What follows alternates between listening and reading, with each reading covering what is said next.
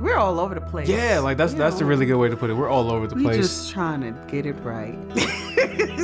There have been times where we've bumped heads. I mean, like, I'm jumping in this fight. We were just going back and forth. when you begin to live life for Christ, there is a separation that takes place. I finally got the help that I asked for when I prayed about it that first day in that journal. My eyes were kind of opened to a new world.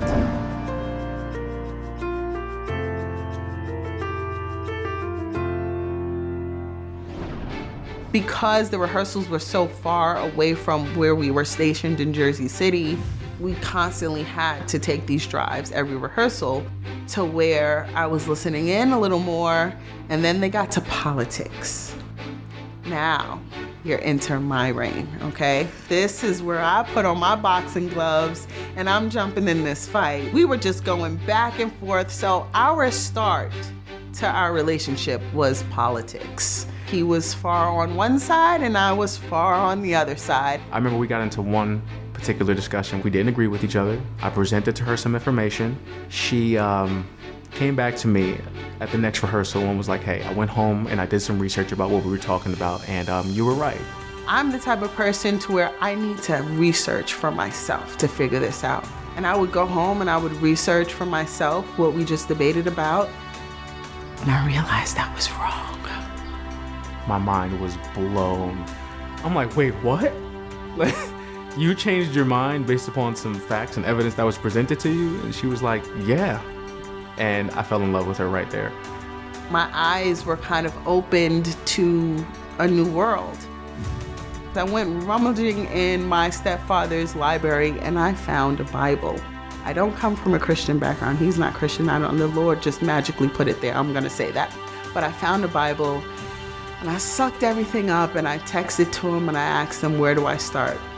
And he texted me back, you want me to marry you? It's history. Ding!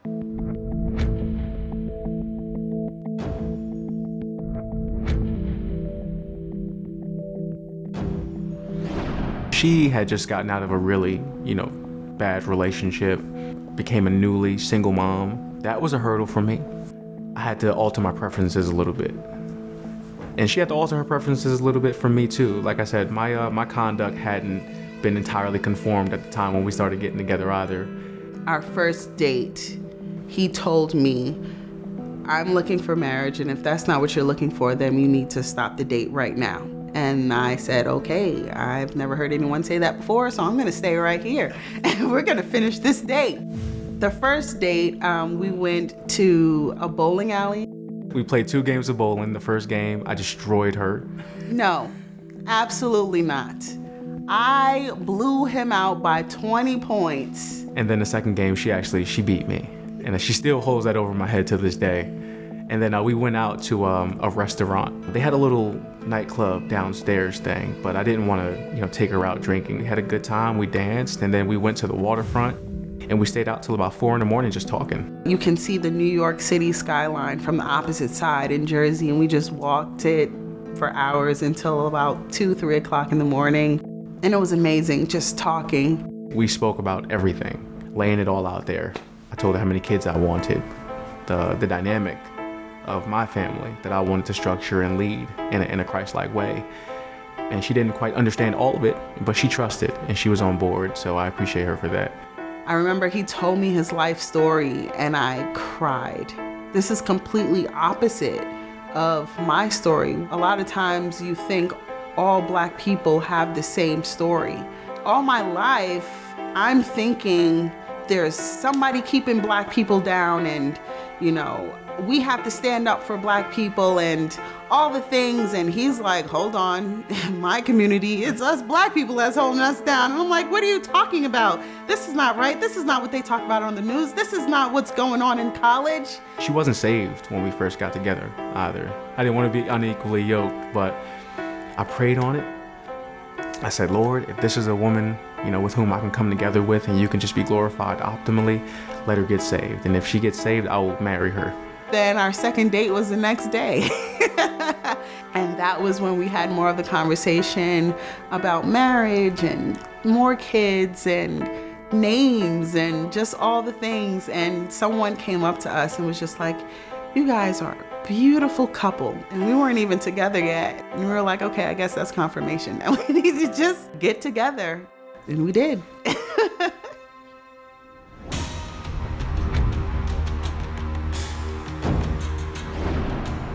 When we first started dating, we had the intent to be celibate. We were like, we want to wait this out. And what was cool about it is because she wasn't a Christian. We didn't share the same values. We didn't share the same worldview at this time, but she was on board with it. I wanted to approach it that way because I had dealt with a lot of women previously, and I didn't do this.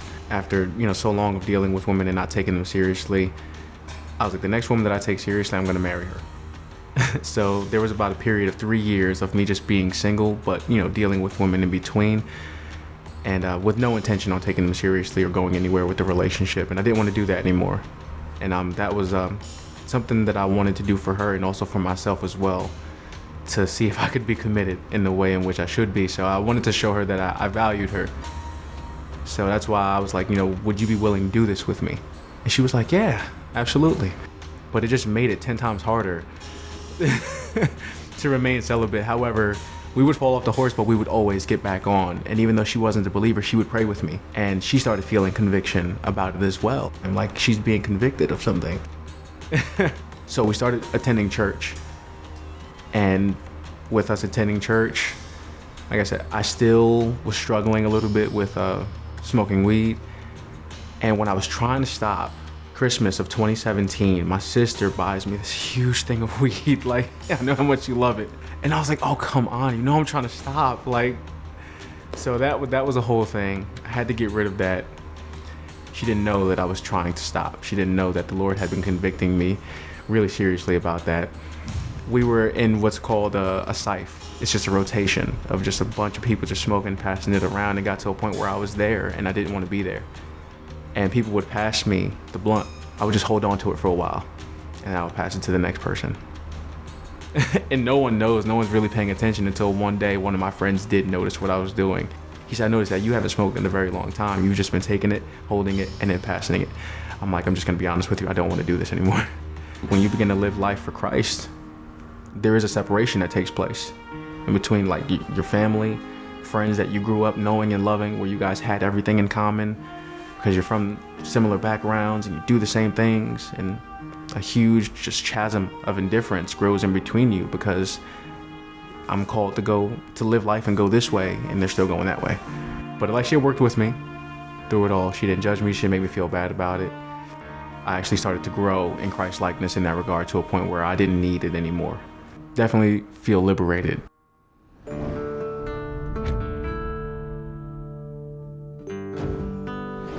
So when we got together, his first thing was, we need to find a church home. And I said, okay, well, I'm literally whatever you think is best. I don't have any objections. And so we were shopping around for different churches. We were going to like churches in different parts of Jersey, but nothing really felt home.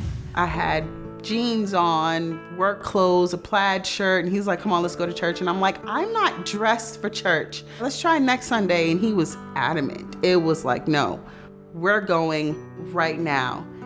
Okay. That was the day where my life was changed. At that church, they did the altar call. And so I'm just having this internal battle, wanting the pastor to hurry up and finish and wanting Shamoir not to say anything. And he finally goes, so you're gonna go up there? All the tears came down. And I'm like, no, Shamoir, I can't go up there. And I'm literally dealing with this internal battle. The fire is like boom, boom, boom, boom in my chest. And I guess it was felt throughout the entire room because there was a young lady behind me and she walked up to me and she's like, come on, let's go. And I just was waterworks all the way down the aisle. And I look back and I see Shamoir and he's like screaming, yes, yes. And I'm just like, oh. That's when I knew I finally got the help that I asked for when I prayed about it that first day in that journal, which I still do have. Of course, as a new believer, you're super on fire. And so I'm going to my parents like, you have to get saved or I'm not going to see you in heaven. It was really bad. And it was really bad. Now that I think about it, I was like, wow, I came on hot. And I think that for them, they were kind of like, whoa, Alexcia is like off the deep end now. She's now going towards the white man's religion, whatever the case may be.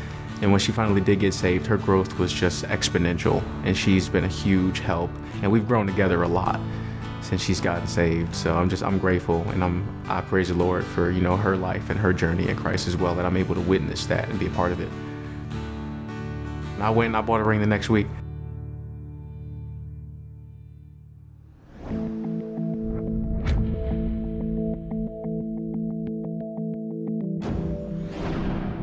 So the rule in my house was do as I say, not as I do.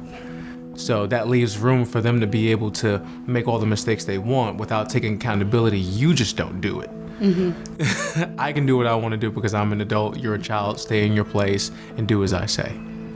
I didn't want to perpetuate that cycle of brokenness and just dysfunction. I understand how important it is to have that father figure there who's there every single day. Although he's not going to be perfect either, just to have his presence.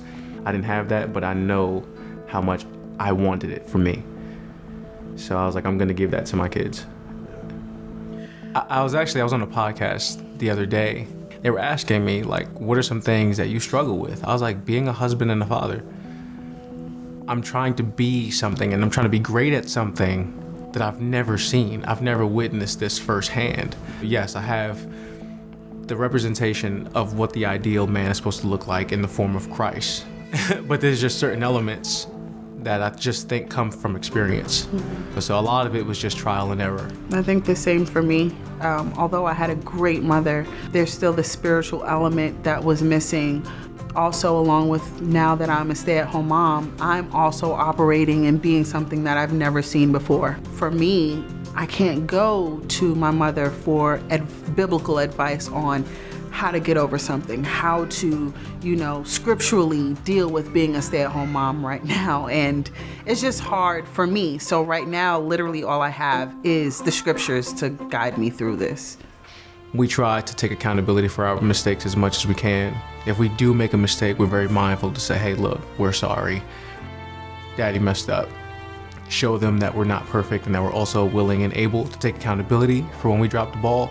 I feel like our children are growing up with us. It's exciting, we're learning, we're trying to figure it out.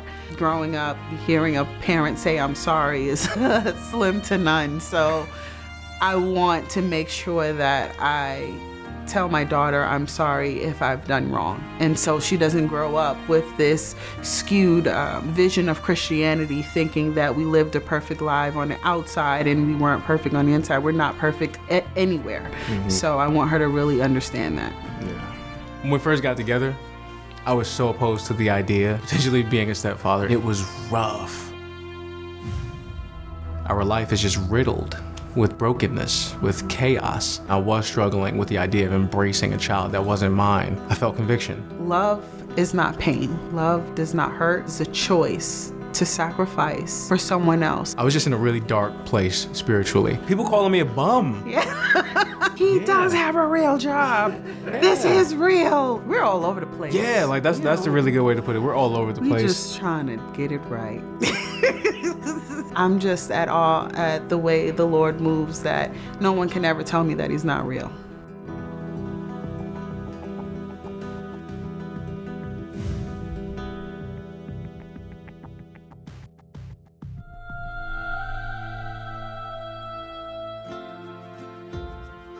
God is love, and love comes from God. In 1 John, the Bible tells us that God is not only all loving, but that he actually is love itself.